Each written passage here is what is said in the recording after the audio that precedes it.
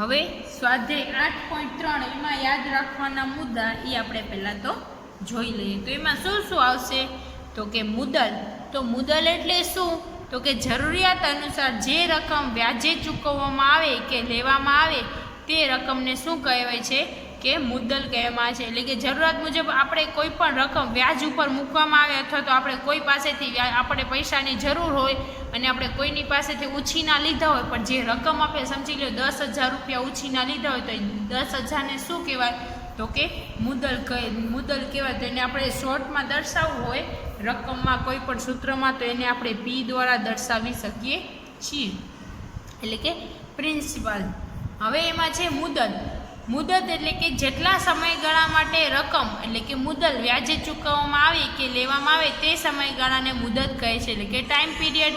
મુદત એટલે કે કોઈ પણ રકમ, હવે તમે 10,000 રૂપિયા લીધા હોય, બરાબર, એટલે કે 2 વર્ષ માટે લીધા હોય, 3 વર્ષ માટે લીધા હોય, એટલે કે જેટલા વર્ષ માટે, 1 વર્ષ માટે લીધા હોય તો એને શું કહેવામાં આવે છે? તો કે મુદત કહેવામાં આવે છે। તો એને આપણે ટી દ્વારા દર્શાવી શકીએ છીએ, બરાબર। હવે એમાં છે એટલે કે વર્ષ, મહિના કે દિવસોમાં કોઈ પણ હોઈ શકે। હવે વ્યાજ એટલે કે ઇન્ટરેસ્ટ, તો એને આપણે આઈ દ્વારા દર્શાવી શકીએ છીએ, એટલે કે કોઈ પણ તમે 10,000 રૂપિયા લીધા તો એ 10,000ને મુદ્દલ કહેવાય। પછી એ 10,000 તમે 2 વર્ષ માટે લીધા તો એને શું કહેવાય? મુદત કહેવાય। અને એ 10,000નું તમે ઇન્ટરેસ્ટ એટલે કે એને વ્યાજ ચૂકવો છો તેને તમે એમ કે મને 2 વર્ષના તું છે ને મને 10% વ્યાજ આપી દેજે 10,000ના, તો એ જે ઇન્ટરેસ્ટ એટલે કે વ્યાજ આપણે એને ટકામાં જે ચૂકવીએ, બરાબર, ઇન્ટરેસ્ટ આપણે કહી શકીએ છીએ, એટલે કે એને આપણે શું કહી શકીએ? વ્યાજ, એટલે કે તમે જે 10% આપો એને વ્યાજ કહેવાય। પછી વ્યાજનો દર એટલે કે ₹100ના 1 વર્ષના વ્યાજનો દર કહેવામાં આવે છે, એટલે કે એને આપણે વ્યાજના દરને શું કહેવામાં આવે છે? તો કે આર કહેવામાં આવે છે। શું કહેવામાં આવે છે? રેટ ઓફ ઇન્ટરેસ્ટ, એટલે કે તમે 10%, એટલે કે વ્યાજ એટલે કે એ રકમ ઉપર આપણે અમુક વધારાના 10,000 રૂપિયા લીધા હોય, 10,000 ઉપર આપણે એ કે તું 2 વર્ષમાં જ્યારે મને પાછા આપીશ ત્યાં તું મને 12,000 કરીને આપજે, તો એને 2,000 રૂપિયા શું થયું? વ્યાજ। અને વ્યાજનો દર એટલે કે વ્યાજનો દર એટલે કે અમુક ટકા કે 5%, 10% એ મને આપજે, એને આર કહેવામાં આવે છે। અથવા તો 10,000નું 12 માસનું વ્યાજ, અથવા ₹100નું 365 દિવસનું વ્યાજ, અથવા વ્યાજનો દર ટકામાં દર્શાવી શકાય છે। હવે આવે છે એના પછી વ્યાજ મુદ્દલ, એટલે કે વ્યાજ મુદ્દલ એટલે કે મુદ્દલ અને વ્યાજના સરવાળાને શું કહેવામાં આવે છે? વ્યાજ મુદ્દલ, એટલે કે એને તમે કોઈના પાસેથી 10,000 રૂપિયા લીધા અને તમે પાછા એને જ્યારે તમે અમુક સમય પછી 2 વર્ષ પછી પાછા આપો છો તો એને 12,000 રૂપિયા પાછા આપો છો, તો કે 10,000 ને વત્તા 12,000 રૂપિયા એટલે બેનો સરવાળો કરો એટલે 12,000 રૂપિયા થાય। 10,000 વત્તા 2,000 એટલે કે 12,000 રૂપિયા થાય। તો એને આપણે 12,000ને શું કહેવામાં આવે છે?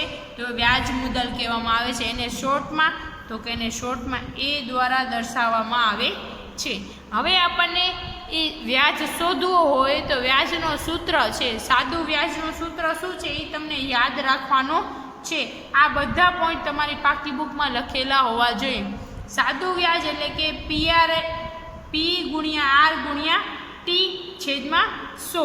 હવે એટલે કે અથવા તો તમે મુદતને વર્ષોને એન દ્વારા દર્શાવી શકો છો, ટીને બદલે તમે એન દ્વારા પણ દર્શાવી શકો છો। એટલે કે સાદું વ્યાજનું સૂત્ર શું છે? પી ગુણ્યા આર ગુણ્યા ટી છેદમાં 100। તો પી બરાબર શું છે? મુદ્દલ, એટલે કે તમે 10,000 રૂપિયા કોઈના પાસેથી લીધા છે 10,000 રૂપિયા। પછી વ્યાજનો દર એટલે કે તમે 2 વર્ષ માટે 5% વ્યાજના દરે લીધું તો એ વ્યાજનો દર આર, અને ટી એટલે કે મુદત કેટલા વર્ષ માટે? તો કે 2 વર્ષ માટે, અને એના છેદમાં 100। તો એ સાદું વ્યાજનું સૂત્ર છે જે તમારી પાકી બુકમાં લખવાનું છે અને શોધવાનું છે। PRN તમે ટીની જગ્યાએ એટલે કે એને મુદતમાં તમે વર્ષોને એન દ્વારા પણ દર્શાવી શકો છો, એટલે કે PRNના છેદમાં 100 એ સાદા વ્યાજનું સૂત્ર છે। બીજા જે યાદ રાખવાના મુદ્દા એમાં છે મૂળ કિંમત। એટલે મૂળ કિંમત એટલે શું? તો કોઈ પણ વસ્તુ આપણે ખરીદીએ છીએ એ ખરીદને શું કહેવામાં આવે છે? તો કે મૂળ કિંમત કહેવામાં આવે છે। તો કે મૂળ કિંમત એટલે કે કોઈ પણ વસ્તુ ખરીદતા જે રકમ આપવી પડે તેને વસ્તુની ખરીદ એટલે કે વસ્તુની મૂળ કિંમત કે ખરીદ કિંમત કહેવામાં આવે છે। ટૂંકમાં એને મૂકી કહેવામાં આવે છે. એટલે કે મૂળ કિંમતને ટૂંકમાં આપણને લખવું હોય તો મૂળ કિંમત આટલું બધું ના લખીએ તો ચાલે, એના કરતાં મૂકી અથવા તો ખકી લખી શકે. મૂળ કિંમત અથવા તો ખરીદ કિંમતને ખકી કહી શકાય અને મૂળ કિંમતને એટલે કે કોઈ પણ. હવે તમે એક સાયકલ લીધી, એ સાયકલ તમે જેટલામાં ખરીદી, હવે 2000 રૂપિયામાં ખરીદી તો એની મૂળ કિંમત શું થઈ સાયકલની? તો કે 2000 રૂપિયા. પછી પડતર કિંમત. હવે વસ્તુ ખરીદ્યા પછી તેના પર થતા ખર્ચને પડતર કિંમત અથવા ખરાજાત મૂળ કિંમતમાં ઉમેરવામાં આવે છે તો વસ્તુની પડતર કિંમત મળે છે. એટલે કે ટૂંકમાં તેને પક્કી તરીકે પડતર કિંમતને શું દર્શાવવામાં આવે છે? તો કે પક્કી. તો પક્કી દર્શાવે એટલે કે એની ખરાજાત. હવે પડતર કિંમત શોધવી હોય તો એના માટે શું કરવાનું? તો મૂળ કિંમત. તો આપણે સાયકલની મૂળ કિંમત કેટલી હતી? તો કે 2000 રૂપિયા, બરાબર. અથવા તો તમે સાયકલ જૂનામાં લીધી હોય તો એના ઉપર ખર્ચો કરાવ્યો 500 રૂપિયાનો, તો એ ખરાજાત થઈ, બરાબર. ખરાજાત એટલે એનો ખર્ચો કર્યો હોય એ, અથવા તો એના ઉપર કોઈ ખર્ચા બીજા. હવે તમે નવી સાયકલ 5000ની લીધી હોય પછી તમે એને ટેમ્પોમાં કે રિક્ષામાં લઈને ઘરે લઈ આવો તો એને ખરાજાત જ કહેવાય, એના ઉપર ખર્ચ જ આવ્યો. તો એ બંનેનો સરવાળો કરો એટલે તમને પડતર કિંમત મળી જાય. એટલે કે પડતર કિંમત એટલે કે મૂળ કિંમત અને એના ઉપર આવેલા ખર્ચાને આપણે તમે કરી શકો છો, પ્લસ કરો તો પડતર કિંમત મળી જાય. એટલે કે આપણને એ વસ્તુ કેટલામાં પડી? હવે 2000ની સાયકલ હતી, મેં 500 રૂપિયાનો ખર્ચો કરાવ્યો તો એ મને સાયકલ કેટલામાં પડી? એટલે કે પડતર કિંમત કેટલી થઈ? તો કે 2500 રૂપિયા. જો કોઈ ખર્ચ થયો ન હોય તો વસ્તુની મૂળ કિંમત એ જ પડતરની કિંમત. એટલે જો હવે મને આ ખરાજાત એકેય વસ્તુ ઉપર લાગી નથી તો જે મૂળ કિંમત હોય એને જ આપણે પડતર કિંમત કહી શકીએ છીએ, જો ખર્ચો ના લાગે તો. પછી છે વેચાણ કિંમત. હવે વેચાણ કિંમત એટલે કે કોઈ પણ વસ્તુ વેચતા જે રકમ ઉપજે તે વસ્તુની વેચાણ કિંમત કહેવામાં આવે છે. તેને શોર્ટમાં વેચાણ કિંમત એટલે કે વેકી લખાય. એટલે કે કોઈ પણ કિંમત લ્યો. હવે તમે સાયકલ તમારા માટે નથી લીધી, એવું વિચારો કે તમે એ સાયકલ તમારા માટે નથી લીધી, તમારે બીજાને વેચવી નાખવી છે, તો તમે એ સાયકલ 2500માં તમને પડી હતી તો એ તમે 2500માં વેચી નાખી તો એ એમાં તમારા કેટલા ઉપજ થયા? તો કે 2500 રૂપિયા ઉપજ થયા. તો એ તમારે અથવા તો તમે 2500માં સાયકલ ખરીદી હોય અને 3000માં વેચી તો એ તમારા ઉપજ થયા તો 500 તમને શું થયું કહેવાય? તો કે વધારે મળ્યા તો એને નફો થયો કહેવાય, એમ આપણે કહી શકીએ છીએ. હવે નફો. મૂળ કિંમત કે પડતર કિંમત કરતાં વેચાણ કિંમત વધારે હોય તો નફો થાય. એટલે કે મૂળ કિંમત હોય, તમારી મૂળ કિંમત કેટલી હતી સાયકલની? 2500. એમાં તમને કેટલો નફો થયો? તો કે નફો એટલે કે એમાં મૂળ કિંમતમાં તમે 2500માં સાયકલ લીધી, બરાબર. એને પછી તમે કેટલામાં વેચી નાખી? 3000માં વેચી નાખી તો તમારી ખરીદ કિંમત એટલી 2500, એમાંથી તમે 3000માં સાયકલ વેચી તો તમારે કેટલા 500 રૂપિયા વધારે મળ્યા. તો જે સંખ્યા વધારે મળે એને શું કહેવામાં આવે છે? તો કે નફો કહેવામાં આવે છે. તો નફાનું સૂત્ર શું છે? વેચાણ કિંમત માઇનસ મૂળ કિંમત. એટલે કે વેચાયેલી કિંમત એટલે 3000 રૂપિયા, એમાંથી તમે 2500ની સાયકલ વેચી તો જેટલા વધ્યા હોય એટલા કેટલા વધ્યા? 3માંથી 2500 થાય તો 500, તો નફો કેટલા રૂપિયા મળ્યો? 500 રૂપિયા. અથવા તો જો વેચાણ કિંમત તમારી, બરાબર, વેચાણ કિંમત 3000 રૂપિયા, પડતર કિંમત તમારી જો એમાં ખર્ચ આવ્યો હોય તો લખવાનો પડતર કિંમત કેટલી હોય. જો ના આવી હોય તો પડતર કિંમત આપણને જેટલામાં સાયકલ પડી હોય એટલામાં એ લખવાનું, તો એ બાદબાકી કરો તો પણ મળી જાય છે. એવી જ રીતે ખોટ. મૂળ કિંમત કે પડતર કિંમત કરતાં વેચાણ કિંમત શું હોય? ઓછી હોય તો તે ખોટ જાય છે. એટલે કે તમે સાયકલ 2500ની ખરીદી, હવે 2500માં તમારી પાસેથી કોઈ સાયકલ લેવું નથી. પછી એક ભાઈ આવ્યા કે ભાઈ મને સાયકલ આપો, મારી પાસે 2000 છે ને હું 2000માં જોઈ છે, તો હું એને શું કહીશ? મારી તો એમને પડી હતી તો 2000માં વેચી રાખીશ તો 500 રૂપિયા મને શું મળી? ખોટ મળી. અથવા તો એ ભાઈ કે હું તમને 2200 રૂપિયા આપીશ તો 2500માં સાયકલ પડી, 2200 બાદ કરી નાખવાના એટલે કે 300 રૂપિયા આપણને શું ગઈ? ખોટ ગઈ. તો એને શું કહેવામાં આવે છે? ખોટ. હવે જો ખોટ બરાબર એનું સૂત્ર શું છે? મૂળ કિંમત કેટલી હતી? 2500. એ વેચી આપણે 2200માં, 2500માંથી 2200 જાય એટલે કેટલા વધે? 300 રૂપિયા. તો એ આપણને ખોટ. હવે ખોટનો બે રીતે, પડતર કિંમતને વેચાણ. પડતર કિંમત 2500 રૂપિયા, એમાંથી તમને કેટલામાં વેચી? તો કે 2200 રૂપિયામાં. તો કેટલા રૂપિયા? 300 રૂપિયા શું થઈ? ખોટ થઈ, એવું આપણે કહી શકીએ છીએ. હવે વસ્તુની વેચાણ કિંમત. હવે વસ્તુની વેચાણ કિંમત બરાબર તો કે મૂળ કિંમત અથવા તો પડતર કિંમત વત્તા નફો. વેચાણ કિંમત કેટલી થઈ એ આપણને શોધવી હોય તો કે આની વેચાણ કિંમત કેટલી છે? તો ટોટલ વસ્તુની મૂળ કિંમત પ્લસ એમાં નફો, એટલે કોઈ પણ વસ્તુની વેચાણ કર્યું હોય.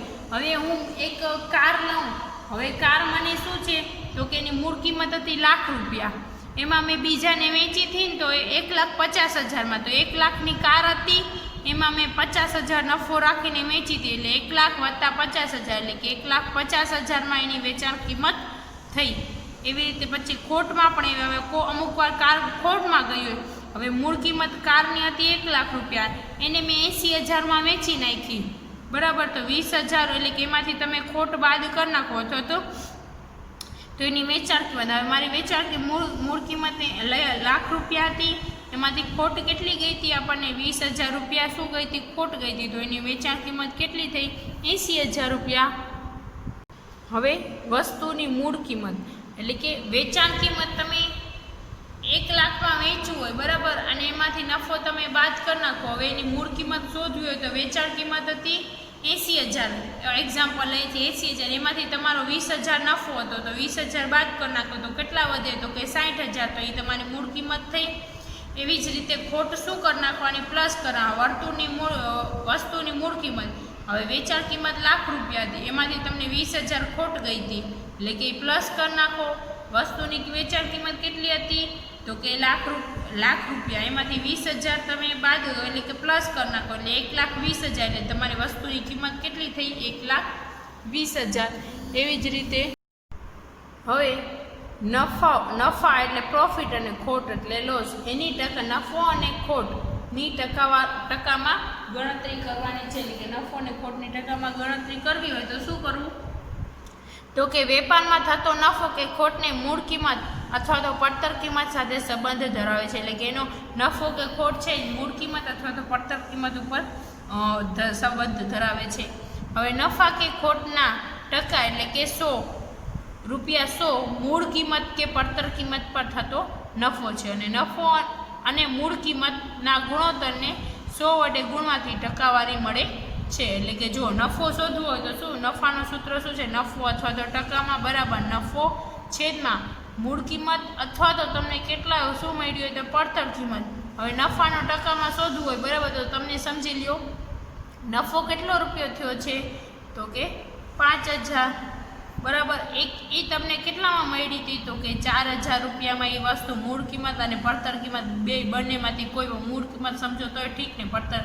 હવે એને ગુણ્યા શું કરી નાખવાના 100 કરી નાખવાના, 2 0 ગયા 1 ગુણ્યા 1 ગયો. હવે એના 4 ભાગ કરી નાખો, એટલે આપણને આના કરવા અડધા કરો તો કેટલા થાય 50 ના અડધા 25. હવે 12.125 થાય, કેટલા થાય 125 ચોખ્ખું 500, બરાબર. તો એવી રીતે થઈ જાય કારણ કે 125 વત્તા 125 કરો એટલે 250 ને 250 વત્તા એવી રીતે 4 કરો એટલે કે એના જવાબ શું આવે 125. તો 125% નફો થયો એમ આપણે કહી શકીએ છીએ.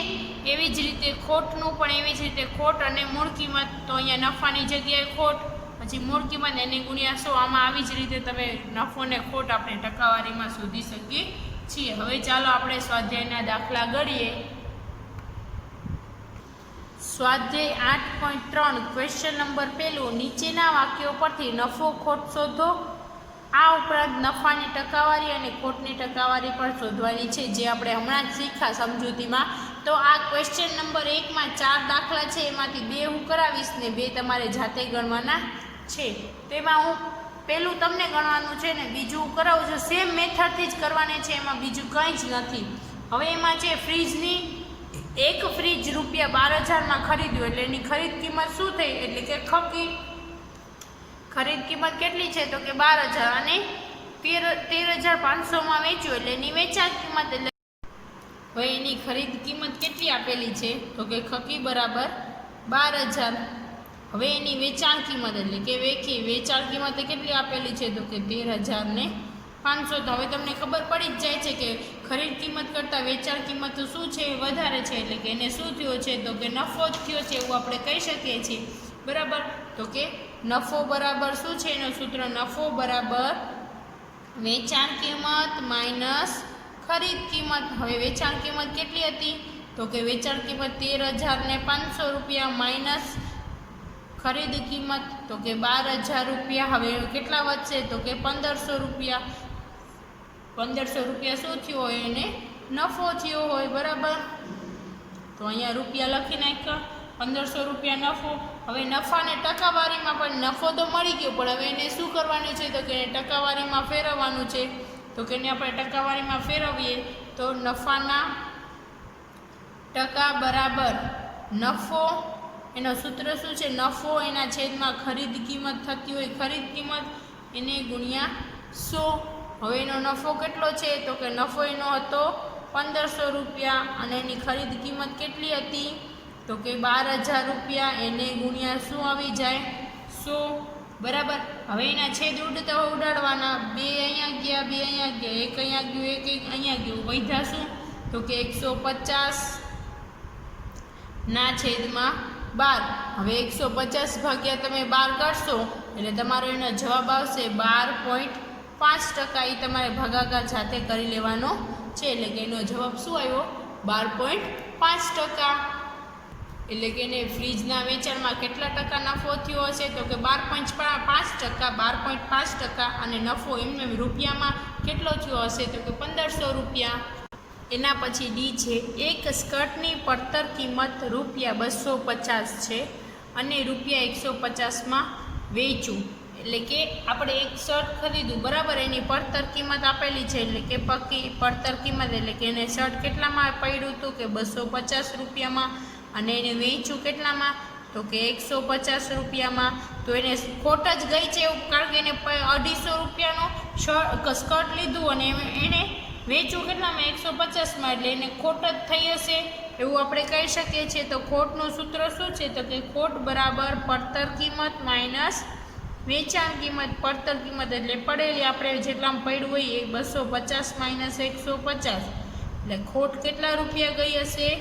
તો કે 100 રૂપિયા શું થયું હશે? એને ખોટ ગઈ હશે. હવે ખોટને આપણે શું શેમાં ફેરવવાનું છે? તો કે ટકામાં ફેરવવાનું છે. તો કે ખોટના ટકા બરાબર ખોટ એના છેદમાં શું છે? તો કે પડતર કિંમત એને ગુણ્યા 100, બરાબર. તો હવે ખોટ કેટલા રૂપિયા ગઈ છે? તો કે 100 રૂપિયા ખોટ ગઈ છે.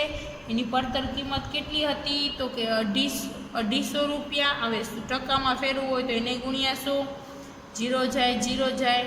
હવે 25 ચોખ્ખું 100. હવે એનો જવાબ શું? 4 ગુણ્યા 10 કરો એટલે કે 40 થાય. એટલે કેટલા ટકા ખોટ ગઈ હશે? તો કે 40% ખોટ ગઈ હશે. એટલે કે ટકામાં શોધવું હોય તો 40% ખોટ ગઈ હશે અને રૂપિયામાં શોધવું હોય તો 100 રૂપિયા ખોટ ગઈ હશે એવું આપણે કહી શકીએ છીએ. એટલે કે એના જે એમાં જે ઓલા મેં તમને કીધું એ ને સી તમારે જાતે ગણવાના છે, જે સાવ સહેલા છે અને એમાં બેમાં નફો જ આવે છે. ક્વેશ્ચન નંબર 2, નીચે આપેલા ગુણોત્તરના પદોને ટકાવારીમાં બદલો. એટલે કે આ ગુણોત્તર આપેલું છે 3:1, તો એ આપેલો ગુણોત્તર છે. તો એને ટકાવારીમાં ફેરવવું હોય તો શું કરવાનું ખબર છે? ચાલો આપણે એ શીખીએ. આપેલ ગુણોત્તર કેટલો છે? કે 3:1. હવે ગુણોત્તરના શું કરવાનું? કે એનો પદોનો સરવાળો કરી લેવાનો. તો એ ગુણોત્તર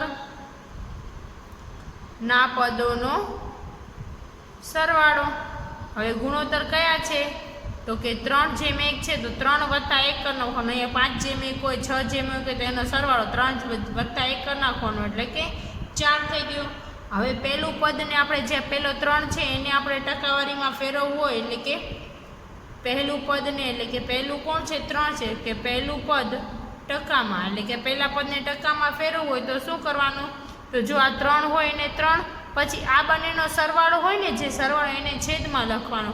એટલે કે પહેલું પદ અહીંયા જે હોય એ લખવાનું, પછી એ બંને આનો ગુણોત્તરનો સરવાળો કર્યો ને નીચે એને ગુણ્યા શું કરવાના? 100. તો જ આપણે ટકામાં ફેરવી શકીએ છીએ, બરાબર. હવે આપણે જોઈએ તો કે 25 ચોખ્ખું 100 અને 25 × 75, એટલે કે પહેલું કેટલા ટકા થયું? તો કે 75% થયું. એવી જ રીતે બીજું જોઈએ તો કે બીજું પદ ટકામાં.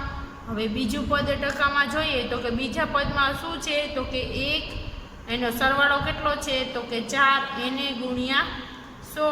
તો કે 25 ચોખ્ખું 100, એટલે કે 25 × 25, એટલે કે કેટલા ટકા થયા? તો કે 25%.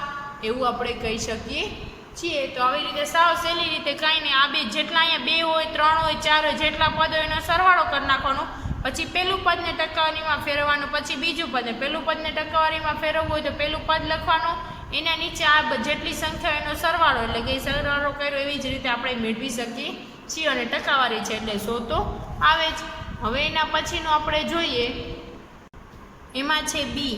હવે બધા ગુણોત્તરના પદોનો સરવાળો કરીએ તો કે એ બધાનો સરવાળો કરતાં આપણને શું મળે છે તો કે 2 + 3, અહીંયા જે આપેલા એનો સરવાળો, એટલે કે 2:3:5 આપેલા છે તો એનો સરવાળો કરો, એટલે કે 3 ને 2 5 અને 5 ને 5 કેટલા થાય 10, તો સરવાળો કેટલો આવ્યો તો કે 10 આવ્યો.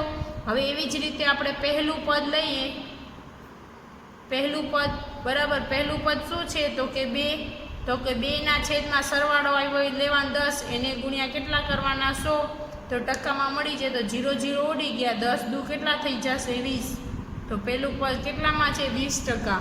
પછી બીજું છે 3, એટલે કે બીજું પદ બરાબર, એટલે કે 3, પછી એનો સરવાળો કેટલો છે 10, તો 10 એને ગુણ્યા 100, આ 0 0 ઉડી જાય એટલે કેટલા વધ્યા 3 ગુણ્યા 10 એટલે કે 30%. એના પછી છે ત્રીજું પદ. હવે ત્રીજું પદ કેટલા છે તો કે 5, છેદમાં એનો સરવાળો કેટલો, એટલે કે આ જે 5 હતા એ 5, છેદમાં સરવાળો 10 એને ગુણ્યા 100, 0 0 ઉડી જાય, 5 ગુણ્યા 10 કરો એટલે કેટલા થયા તો કે 50%. તો એવી જ રીતે આપણે ત્રણેયના ગુણો એટલે કે ગુણોત્તરના પદોને ટકાવારીમાં ફેરવી લીધું. હવે એ ને બી મેં કરાવ્યું, હવે સી ને ડી તમારે એવી જ રીતે જાતે ગણવાના છે.